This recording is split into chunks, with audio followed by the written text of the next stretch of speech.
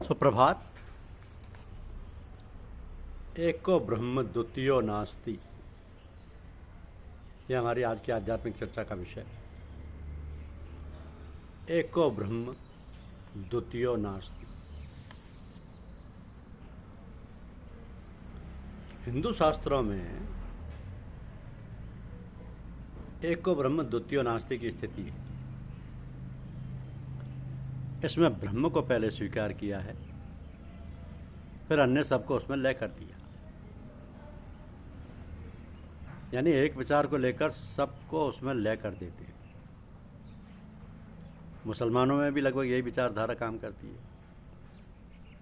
कि ला इलाहा इल्लल्लाह का भी तात्पर्य है कुछ नहीं है सिवाय एक ईश्वर के। इसमें पहले सब विचारों को समाप्त किया गया, फिर उस परमपिता परमात्मा को स्वीकारा गया है। इस प्रकार दो मार्ग, निवृत्ति और प्रवृत्ति, हो जाती है। अब निवृत्ति मार्ग ज्ञानियों द्वारा अपनाया जाता है, क्योंकि ज्ञानी वैराग्य को ही प्रधान अभ्यास मानते हैं। ये मुश्किल है, क्योंकि मन इतनी वासनाओं में फंसा होता है कि आसानी से अधिकार में नहीं लाया जा सकता। उसकी प्रकृति ना लगने की है, वह शांति से नहीं बैठ सकता, उसे करने को कुछ चाहिए। इस कारण निवृत्ति मार्ग कठिन है। अब निवृत्ति मार्ग की अपेक्षा अभ्यास और उपासना सरल है। यह प्रवृत्ति का मार्ग है। प्रवृत्ति मार्ग में अपनी श्रद्धा के अनुसार एक वस्तु पर अपनी सारी वस्तुओं को केंद्रित करते हैं। इसका अभ्यास करते हैं, धीरे धीरे करके अपनी इच्छित वस्तु पर हम केंद्रित हो जाते हैं। जब यह अभ्यास स्थिर हो जाता है तो तमाम बातों से स्वयं वैराग्य हो जाता है। परंतु फिर भी एक विचार बाकी है, उसको भी समाप्त करना है। यदि वह बना रहा तो माया है, इसलिए उस विचार को भी समाप्त कर देना चाहिए। यही नहीं कि यह विचार भी समाप्त हो जाना चाहिए तो कुछ थोड़ा छोड़ा भी है कि तर्क दुनिया तर्क को तर्क मौला तर्क तर्क, यानी परमार्थ का विचार करके दुनिया को छोड़ दो। परमार्थ जब ध्येय बन जाए तो उसको भी छोड़ दो और परमार्थ का स्थान ईश्वर को दे दो। अब हम नहीं हैं, बल्कि ईश्वर ही ईश्वर है, परंतु अभी चलना बाकी है। ईश्वर तक पहुंच गए, परंतु ईश्वर को और अपने का, ईश्वर का और अपना का विचार है। जब तक ये विचार भी समाप्त ना हो जाए कि हम दो थे, दोनों मिलकर एक हो गए हैं, क्योंकि हम जो थे वही हमारी असली स्थिति है। तो जब दो थे ही नहीं तब विचार कैसा कि हम दो थे और मिलकर एक हुए। इस प्रकार निवृत्ति से प्रवृत्ति मार्ग सरल है। इसमें उपासना और योग के द्वारा हम आगे बढ़ते हैं। तो योग चित्त की वृत्तियों को रोकने का नाम है। हमारे अंदर तीन अवस्थाएं हैं, सत, रज और तम। तो जैसे हमारी स्थिति होती है उसी के अनुसार हमारी वृत्ति बनती है। जैसे तम में क्रोध, निद्रा आदि ये सब वृत्तियां हैं, इनका प्रभाव आत्मा पर पड़ता है, जिसका परिणाम ये होता है कि आत्मा भी उसी से प्रभावित हो जाती है। इस कारण वृत्तियों को रोकना नितांत आवश्यक होता है। अब यूं तो वृत्तियों के अनेक रूप हैं, परंतु शास्त्रों ने इनके प्रधान दो भाग किए। तम और रस से जो वृत्तियां संबंधित हैं उनको क्लिष्टा कहते हैं, क्योंकि ये कष्ट देती हैं। अर्थात इनसे मनुष्य सुख दुख पाता हुआ जन्म मरण के चक्कर में फंसकर नाना प्रकार के दुख झेलता है। दूसरी प्रकार की वृत्तियां संत से संबंधित हैं, अर्थात जब इनका उदय होता है तो आवागमन से छुटकारा मिल जाता है। वृत्तियां 5 अवस्थाओं में रहती हैं।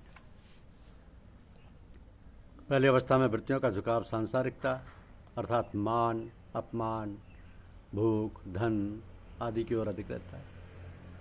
मन चंचल रहता है, सारा ध्यान इच्छा तथा उसकी पूर्ति में लगा रहता है। तो हमारी कुछ वृत्तियां मूढ़ होती हैं, अर्थात कुछ करने की तबीयत नहीं होती, जैसे आलस्य और नींद। इसमें कुछ कार्य नहीं होता, ना सांसारिकता को ही की ओर ध्यान जाता है, ना परमार्थ की ओर। इस कारण इन्हें मूढ़ कहते हैं। तो जब वृत्तियां हमें अंदर से बाहर की ओर लाती हैं, अर्थात ध्यान को समाधि अवस्था से हटाकर दुनिया की तरफ लाती हैं, तो ऐसा अभ्यास करते समय हम रोज़ अनुभव करते हैं। जब ध्यान करने बैठते हैं उस समय तमाम काम याद आ जाते हैं जिनको पहले ख्याल भी नहीं होता। और कभी कभी ऐसे गंदे विचार आते हैं जो साधारण अवस्था में नहीं आते, तो परिणाम स्वरूप हमारा मन एकाग्रता से हट जाता है। तो ऊपर के तीनों प्रकार की वृत्तियां सांसारिक लोगों की हुआ करती हैं। इसके बाद की वृत्तियां योगियों की हुआ करती हैं, यानी एकाग्रता में चित्त अपने असली रूप में लीन हो जाता है, अर्थात सब तरफ से ध्यान हटकर एक पर केंद्रित हो जाता है। तो जब ध्यान एक जगह केंद्रित हो जाता है तो ध्यान अपने असल पद पर केंद्रित हो जाता है, ऐसे निरोध कहते हैं। चित्त को अपने असल पद को मोड़ने के लिए जो साधन काम में लाया जाता है उसे अष्टांग योग कहते हैं। और इसका पहला चरण यम है। अब यम के भी कई उपभाग होते हैं। बुरी आदत को छोड़ना यम है। यम का पहला उपभाग अहिंसा है। अहिंसा से तात्पर्य किसी को कष्ट न पहुंचाना है। कुछ लोग अहिंसा को कायरता का प्रतीक मानते हैं, परंतु ऐसा है नहीं। स्वयं कष्ट सहन करना, दूसरों को कष्ट न पहुंचने देना ही आत्मबल का काम है। जिसमें आत्मबल नहीं वो अहिंसा का पालन कर ही नहीं सकता। इसका अर्थ यह नहीं है कि अनुचित बात को स्वीकार कर लेना अहिंसा है। गलत बात को स्वीकार करना कायरता है, परंतु गलत बात को स्वीकार न करके शांतिपूर्वक स्वीकारना आत्मबल का प्रतीक है और अहिंसा है। अब दूसरा स्थान संत का आता है। सत्य। दूसरा स्थान सत्य का आता है। सत्य में सत्य। तो सत्य से तात्पर्य केवल सत्य बोलने से ही नहीं होता, बल्कि जैसा है वैसा ही व्यक्त करना, अर्थात अंदर बाहर दोनों में समान तथा वचन और कर्म में समानता रखना सत्य है। वाणी सत्य तो उसका बाह्य रूप मात्र है। सत्य में यह ध्यान रखना आवश्यक है कि सत्य कटु न हो तथा हिंसा की सीमाओं का उल्लंघन न होने पाए। उदाहरण के लिए यदि कोई किसी की हत्या करने आए और उसका ज्ञान हो तथा यह भी मालूम हो कि जिसकी हत्या होना वो कहाँ है, तो हत्यारे से सत्य ना बोले, क्योंकि यदि सत्य बता दिया जाता है तो एक व्यक्ति जान से मारा जाता है। यह हिंसा है। सत्य कभी कटु तथा हिंसा की सीमाओं का अतिक्रमण नहीं करता। तीसरा उपभाग अस्तेय है। अस्तेय से तात्पर्य चोरी न करने से है। अब चोरी का अर्थ किसी की वस्तु किसी की आंख से छुपा कर लेने से नहीं है, बल्कि हक से ज़्यादा लेना भी चोरी।